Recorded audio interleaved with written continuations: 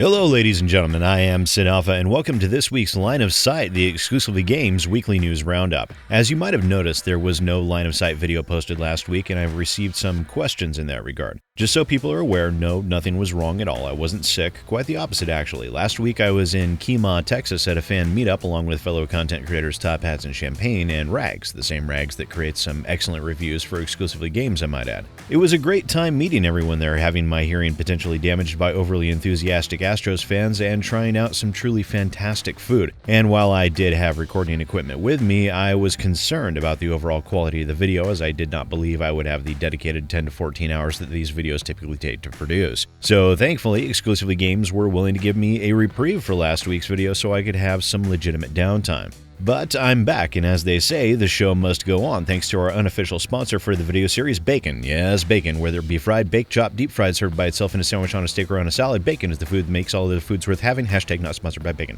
Also, don't forget to check out the website over at exclusivelygames.com for the latest in video game news. Exclusivelygames.com is an ad-free website that is kept running by the continued support of its readers and sets out to push game news, not a political agenda. So let's look at what's on the list. For this week we have Zenimax forced to provide Australian players with refunds over Fallout 76, Blizzcon brings with it a brand new apology from J. Allen Brach, and last but certainly not least, Electronic Arts returns to Steam but will be bringing the Origin launcher along for the ride. And now that we're all queued up, let's get started. Fallout 76 is the game that just keeps on giving, providing controversy after controversy in what now seems to be a never-ending stream of missteps, mistakes, and failures. In recent days, Bethesda announced Fallout First, a new subscription model that allows for a subscriber and up to 7 of their friends access to a private zone and private modding along with unlimited scrap storage and monthly provisions of atoms, all for the not-so-low price of $12.99 a month or $100 per year. This new subscription model for features that players had been seeking since before the game even launched brought with it a metric ton of new errors and bugs, some severe enough to cause the game to completely crash as well. Two of the most notable issues were the unlimited scrap container deleting anything placed within it after the player logged out and logged back in, and the private servers not really being private. The scrap bug itself was apparently fixed in the October 25th patch, however, the issues surrounding the quote-unquote new worlds being new and the problems surrounding actually making the private server private still remain. And now, as of Friday, it would seem that the buggy, broken, and incomplete nature, coupled with Bethesda's hardline stance against any and all refunds, has caught the eye of the ACCC in Australia.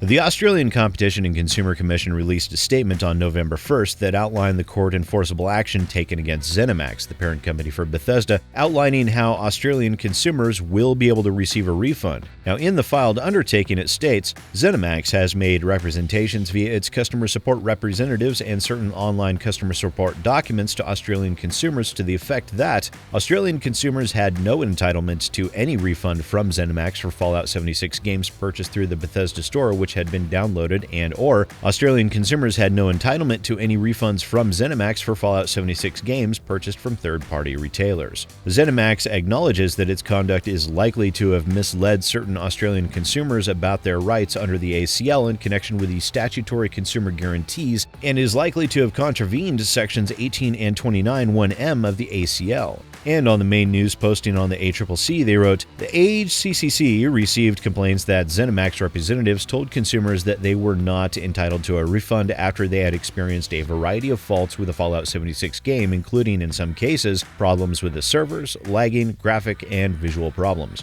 Zenimax has acknowledged that they are likely to have misled certain Australian consumers about their rights to a refund when they experienced faults with their Fallout 76 game. Zenimax will offer to provide refunds to consumers who contacted them between the 24th of November 2018 and 1st of June 2019 to request a refund and have not already received one. Consumers who accepted a refund will no longer be entitled to access and play the game. When a consumer buys a product, it comes with automatic consumer guarantees, and retailers must ensure their refunds and returns policies do not misrepresent what the Australian consumer law provides. When a consumer has purchased a product that has a fault which amounts to a major failure, the Australian consumer law provides them with the right to ask for their choice of either a repair, replacement, or refund. So, while much of the rest of the world who had requested a refund, myself included, will still be unable to receive them, those in Australia who had filed a refund request between the 24th of November 2018 and the 1st of June 2019 will be entitled to and receive a refund.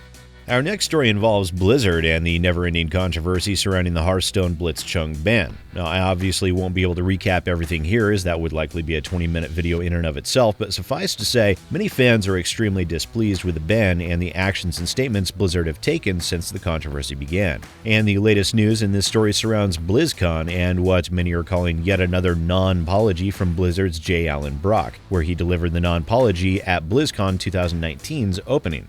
Before we start the opening ceremony, I want to say a few words.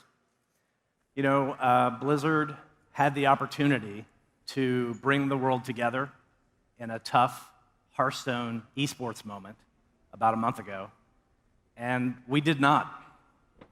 We moved too quickly in our decision-making, and then, to make matters worse, we were too slow to talk with all of you.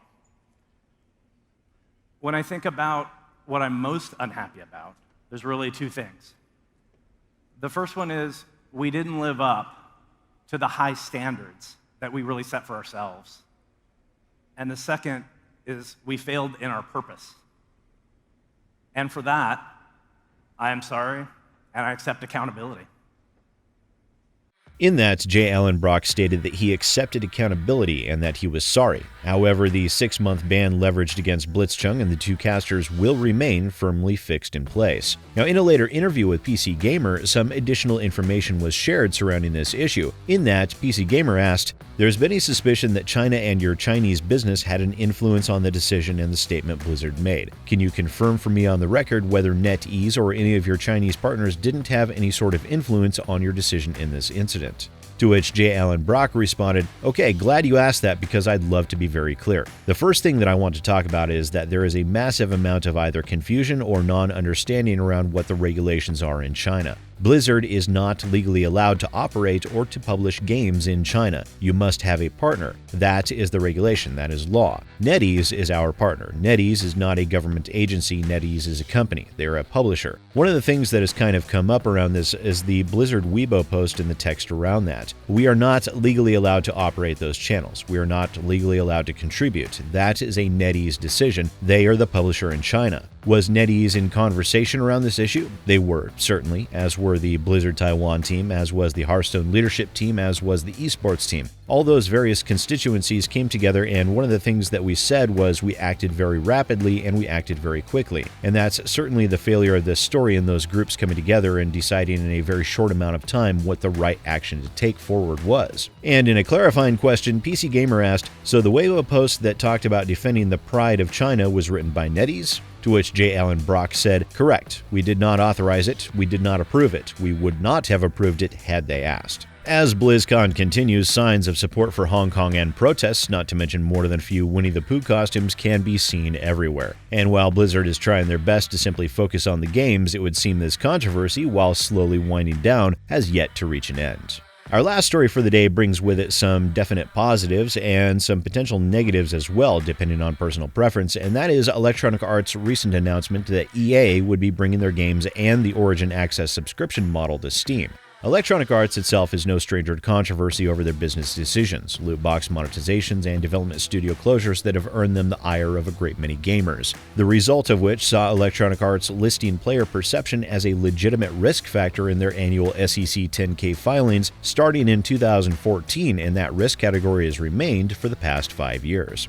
As a result, EA has suffered a myriad of problems with their games in recent years, and in an attempt to bump their numbers up a bit, EA has decided that bringing their games to Steam would be a good way to do that. However, this has led to a bit of confusion in regards to EA's Origin client, even within EA's own ranks. Many people assumed, partly due to a Respawn Entertainment developer statement on Reddit, that Apex Legends would not require the Origin client. However, the currently live Star Wars Jedi Fallen Order Steam page does show that the Origin client is required for that game. Then, on another Reddit thread, an EA representative stated in regards to the confusion surrounding this, at least with Apex Legends, that the game would require the Origin client, but that it would run in the background and perform the function of providing updates, but the game would launch through Steam. Requirements for a separate client are certainly nothing new to any players of Ubisoft games on Steam, as those games still require Uplay in order to launch, acting as an additional form of DRM. However, for gamers looking to eliminate one more game client from their systems, Electronic Arts moving to Steam will not allow you to do that if you wish to play their games.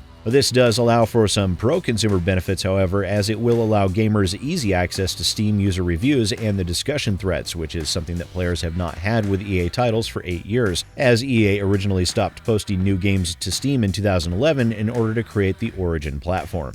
But that's all the time we have for you today on this week's Line of Sight. Thank you so much for tuning in. If you enjoyed this video or if you have your own thoughts on these stories, please let me know down in the comments below. Also, don't forget to subscribe and ring the bell for notifications, and in the name of the Holy Order of the Adeptus Baconatus, share this video on social media. If you'd like to hear more from me on these topics or others, don't forget to check out my YouTube channel over at youtube.com/SidAlpha. Link is in the description below. Well, once again, ladies and gentlemen, I am Sid Alpha, and I'll see you next time.